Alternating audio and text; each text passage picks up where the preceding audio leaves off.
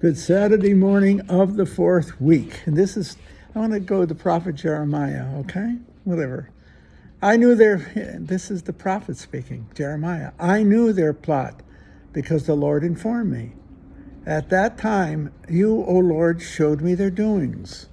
Yet I, like a trusting lamb led to the slaughter, had not realized that they were hatching plots against me. Let us destroy the tree in its vigor. Let us cut him off from the land of the living, so that his name will be spoken no more. That's what they were saying. But you, O Lord of hosts, O just judge, searcher of mind and heart, let me witness the vengeance you take on them, for to you I have entrusted my cause. That's Jeremiah, okay? Powerful. But when I read that thing, yet I, like a trusting lamb, led to the slaughter. See, and what did the enemy say? Let us destroy the tree in its vigor. Let us cut him off. Of course, that's going to be said of Christ. But it's also in the 20th century especially, it's been the move against the church. I think anytime I see the story of Christ, the narrative, the Christian narrative, I think of the church. The church is the historical embodiment of the body of Christ in the world, in time. You want to know who Christ is? Look at the church. Look at yourself. We are Christ. We are the body of Christ in the world, a mystical body of Christ in the world. And the church has been more and more attacked and peripheralized and attempted to be destroyed, especially by the communist world. The two most powerful, and I'm going to use a word now, ideologies in our time on a very large systemic level is Christianity and communism or Marxism. They're polar opposites, and they seek to control, they seek to shape the hearts and minds of an entire people. We seek to shape the Christian world, our hearts to hearts of love for one another, under the fatherhood of God.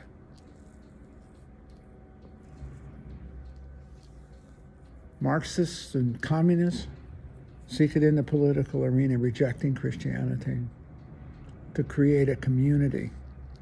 Also, the community under government and law. I don't know. I'm not a historian on that. I don't want to go soft, but what I really see is the attempt to kill the Christian world. I wonder whatever happened in China to the Chinese Christians, Catholics that our men had baptized and proselytized during the 20s and the 30s. And what they had to contend with. Many of them, my fellow Passionists, who spent years in prison, in Chinese communist prisons. And the idea was to stamp out Christianity as a counter voice to the pseudo-wisdom of the Marxist state.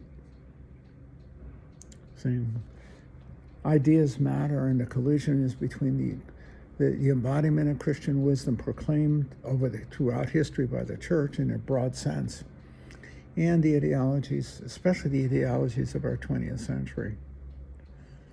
It's an interesting time.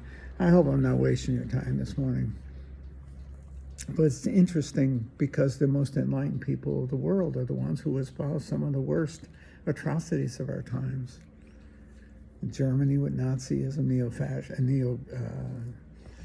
with National Socialism. Russia, which is a deep, brilliant tradition of artistry and poetic genius, produces Marxism and its brutalization of its own population. In China, under Mao, essentially an enslavement of people. And these are not from backward nations or backward people. The Chinese are arguably one of the best educated people in the world. Tremendous sophistication there. I don't know. I think we live in a time of tremendous ideological clash. It's not just economic conflict or military conquest. It's a conflict of ideas. What is the dominant wisdom of our times? What should be the wisdom that guides us? The dominant in the sense of a wisdom, not dominant sense of political power. What should it be?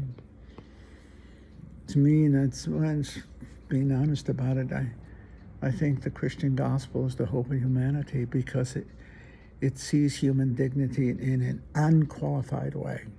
It respects the dignity of the human person called to the fulfillment of their life, not only now, but in paradise.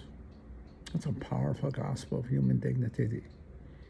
And that the incarnation is the ultimate of it, because God becomes one of us, becomes human.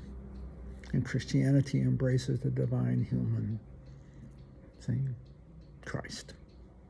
It's a powerful, powerful wisdom. And I think it is the hope of humanity. I think it is.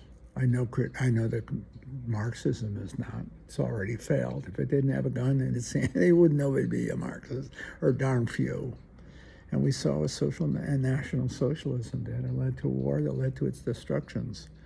When you see the bombing of Berlin at the end of the war, holy moly, beautiful people subject to such horror. Yes, the German people. I admire them greatly, by the way. If I had to pick a country to live in Europe, it'd be Germany without even blinking an eye. But it is also a country that followed a false leader and led to its massive destruction. But it's also its resurrection. It rebuilt itself. Great. I'm a German file, whatever they call that. I love Germany. And I have friends there, deep Christian men and women, Catholic. Matthias Lutz Bachmann at the University of Frankfurt is as devout a Catholic as I know. Just a marvelous family. And he's a brilliant philosopher. That's just the truth. When I think of Germany, I think of Matt and his wife. His kids are all grown up now. Yeah. I thank God for him. And I thank God for the resurrection of Europe. It came out of the ashes of the First and Second World War. And it's recovered itself. It's a beautiful place. See? I just hope the faith will get restored there. A robust faith, and not an ideology, like the Germans suffered under, even the Italians under fascism, but rather out of freedom of spirit through faith. That's my hope. That's my hope. And I hope that Russia eventually will get back to its Christian roots and shake off, in a sense, the blind stupidity of Marxism and once become a free people again. I hope. It won't be in my lifetime, but I hope it's in our children and our grandchildren's lifetimes when they will see the end of Soviet communism and see a free people emerge. And the same true of China. It will happen because the human heart will not stand passively in that kind of constrained world. We have a lust for freedom, and freedom of thought and heart. It'll occur. Our grandchildren and our great-grandchildren will see it. I won't, but they will. I hope, anyway. But I have good reasons to hope, because I know the human spirit. It's not going to take ideologies that suppress their freedom. It's not going to happen. We'll see. Well, you'll see. Whoever has, our grandchildren will see. Anyway, just my reflections this morning. I don't think I've done a very good job on these. I just looking at the text and seeing I'm seeing what I see in them. In the story today, I see in Jeremiah the prophet, the prophetic voice of the church, being attacked, but in the end, being a wisdom that wins, that transcends, that frees, that ennobles and saves.